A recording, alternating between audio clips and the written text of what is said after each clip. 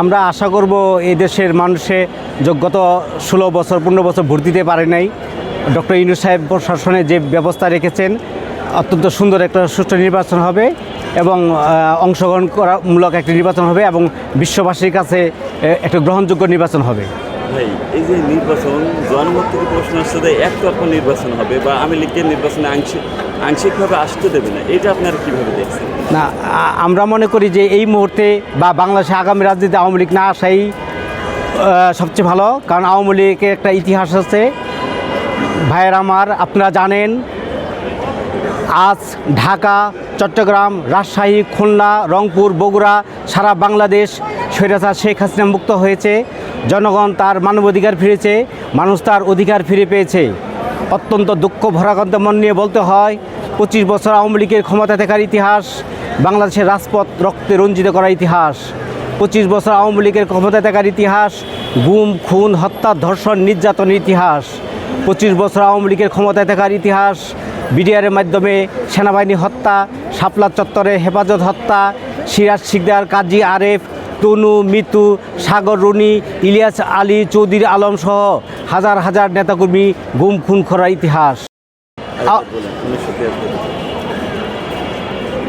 1973 সালে আওয়ামী লীগ প্রথম বাংলাদেশে ভোট চুরি করে।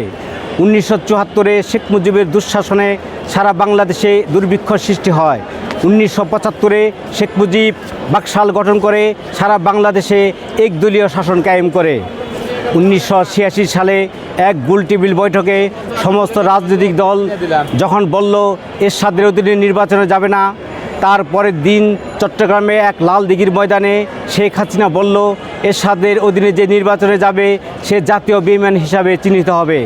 শেখ হাসিনা তারপরের দিন ঢাকায় এসে নির্বাচনে যাওয়ার ঘোষণা দিলেন। তিনি তার কথা রাখলেন না, তিনি রাখলেন এরশাদ সাহেবের কথা। তিনি বললেন আমি নির্বাচনে যাব, বেগম জিয়া বললেন আমি নির্বাচনে যাব না। এরপরে ইতিহাস আপনাদের সকলেই জানা আছে। বেগম খালেদা জিয়া হয়ে গেল আপসের নেত্রী, আর শেখ হাসিনা হয়ে গেল জাতীয় বেঈমান। 1991 সালে একটি সুষ্ঠু ভোটের মাধ্যমে যখন বেগম খালেদা জিয়া ক্ষমতায় আসলো, শেখ হাসিনা বলল 1 মিনিটও শান্তিতে থাকতে দিব না। তিনি হরতাল করলেন, অসহযোগ করলেন, অবরোধ করলেন, ট্রেনে আগুন দিলেন, বাসে আগুন দিলেন, হাইকোর্ট, জজ কোর্ট, সুপ্রিম কোর্ট সমস্ত জায়গায় বিশৃঙ্খলা সৃষ্টি করলেন। এরপর বেগম 1996 সালে আওয়ামী লীগ যখন ক্ষমতায় আসলো, আমরা দেখতে পেলাম তিনি অন্যায়ভাবে এই দেশের মানুষকে মিথ্যা মামলা জড়িত করলেন। তৎকালীন সময়ে মির্জা আব্বাস, ডক্টর মঈন খান, আপনার আব্দুল মান্নান ও গয়েশ্বর রায়কে মিথ্যা মামলায় সহ শত শত নেতাকর্মীকে মিথ্যা মামলায় জড়িত করলেন।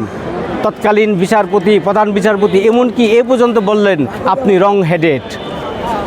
এরপর 2008 সালে আবার যখন আওয়ামী লীগ ক্ষমতায় আসলো, আমরা দেখতে পেলাম একতরফাভাবে কিভাবে আপনি তত্ত্বাবধায়ক সরকার বাতিল করেছে, কিভাবে এই বাংলাদেশে গ্রাম পর্যায়ে মেম্বার থেকে শুরু করে জাতীয় সংসদ পর্যন্ত ভোট চুরি করেছে।